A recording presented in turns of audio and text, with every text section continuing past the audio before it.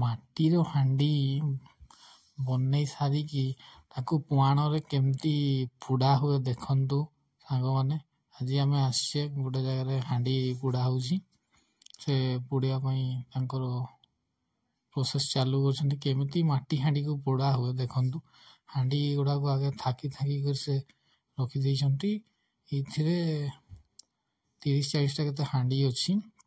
ତା ଉପରକୁ ବଢ଼ିଆ ସେ ଥାକି କରିକି ରଖିଦେଇଛନ୍ତି ଏବଂ ତା ଉପରେ ଛୋଟିଆ କୁଚା କାଠ ସବୁ ଦିଆଯାଇଛି।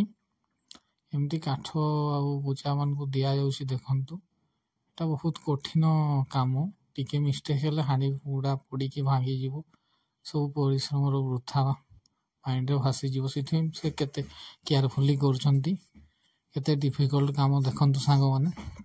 ଏ କୁମ୍ଭାର ଲୋକଙ୍କର କାମ ମାଟି ହାଣ୍ଡି। ଯେଉଁ ମାଟି ହାଣ୍ଡିରେ ଆମେ ଆଉ ପୁରୀ ଅଢ଼ା ଭାତ ରୋଷେଇ ହେଉଛି। ଆମେ ତାକୁ ବହୁତ ଶ୍ରଦ୍ଧାରେ ଖାଉଛେ। ସେଇ ମାଟି ହାଣ୍ଡି କେମିତି ବନା ହୁଏ ମୁଁ ପୂର୍ବ ଭିଡ଼ିଓରେ ଦେଖେଇଥିଲି। ଆଜି ସେଇ ମାଟି ହାଣ୍ଡିକୁ କେମିତି ପୋଡ଼ାଯାଏ ତାହା ଆଜି ଆମେ ଦେଖିବା। ମଉସା ଆମର କାମ ଚଲେଇଛନ୍ତି। କାଠ କୁଚା ଦେଇକି ହାଣ୍ଡିକୁ ତ ବଢ଼ିଆ ସେ ଥାକ। ଏବେ ସେ କାଠ ଦେଇ ସାରିଲା ପରେ ତା ଉପରେ ସେ କୁଟା ଦେଉଛନ୍ତି। କୁଟା ଗୁଡ଼ାକୁ ସେ ଦେଇକିରି ସେ କାଠ ଗୁଡ଼ାକୁ କଭରିଂ କରୁଛନ୍ତି ଦେଖନ୍ତୁ। ଚାଲିଛି ଫୁଲ୍ ଦମଦାରରେ କାମ।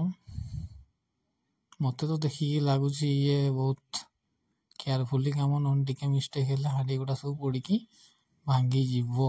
ପରିଶ୍ରମ ଯେତେ କରିଥିବେ ସବୁ ବୃଥା ହେଇଯିବ। କୁଟା ସେ ଦେଇ ଚାଲିଛନ୍ତି।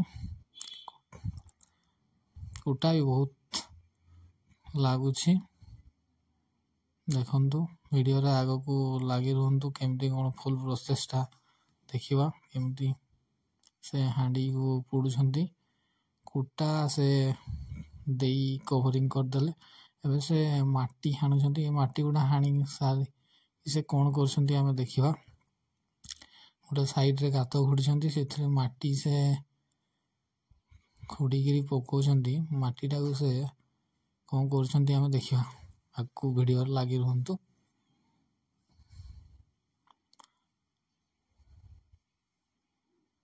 ଏ ମାଟିଟାକୁ ପ୍ରାୟ ପାଣି ଦେଇକି ଚକଟିକି ପୁରା ପାଗ କରିବେ।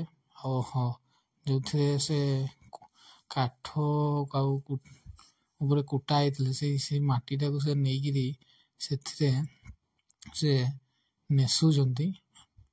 ମାନେ ଲେପନ କରୁଛନ୍ତି ଯେମିତିକି ସେ କୁଟାଟା ଠିକ୍ ଭାବରେ ରହିବ, କୁଆଡ଼େ ଉଡ଼େଇବ ନାହିଁ। ସେ ମାଟି ଏଥିରେ ପାଗ କରୁଛନ୍ତି। ଏଥିରୁ ସେ ମାଟି ନେଇକିରି ଏମିତି ସେ କୁଟା ଉପରେ ଲେପନ ଦେଉଛନ୍ତି ଦେଖନ୍ତୁ। ଆମର ଯେମିତି ନର୍ମାଲି ଘର ଗୁଡ଼ାରେ ପର୍ବପର୍ବାଣିରେ କାନ୍ଥ ପିଣ୍ଡା ନେଶା ହୁଏ, ଠିକ୍ ସେଇ ଟାଇପ୍ର ସେ ନେସୁଛନ୍ତି। କେତେ ହାର୍ଡ ଲେବର କରୁଛନ୍ତି ସେ ଦେଖନ୍ତୁ। ଦେଖିବା ଭିଡ଼ିଓରେ ଆଗକୁ ଲାଗି ରୁହନ୍ତୁ। କ'ଣ ହେଉଛି ହାଣ୍ଡିଟା କେମିତି ପୋଡ଼ୁଛି ଆମେ ଦେଖିବା ଆଜି। ଦେଖନ୍ତୁ ଏଇଟା ମାଟିଟା ପୁରା ଫୁଲ୍ ନେସି ଦେଇ ସାରିଛି। କେତେ ଆଟ୍ରାକ୍ଟିଭ୍ ଲାଗୁଛି।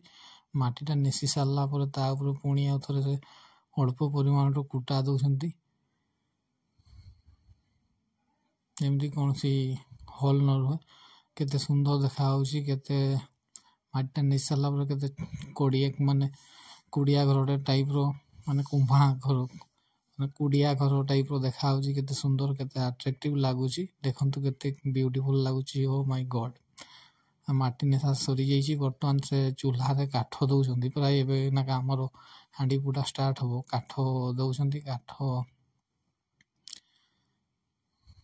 ସେ ପ୍ରଥମ ଛୋଟ କାଠ ଦେଇକି ବର୍ତ୍ତମାନ ନିଆଁ ଧରେଇବେ। ଆଉ ଏଇଥିରେ ଭିଡ଼ିଓ ସରିଲା। ଭିଡ଼ିଓ ଭଲ ଲାଗିଥିଲେ ଲାଇକ୍ ଆଉ କମେଣ୍ଟ ଜରୁର କରନ୍ତୁ।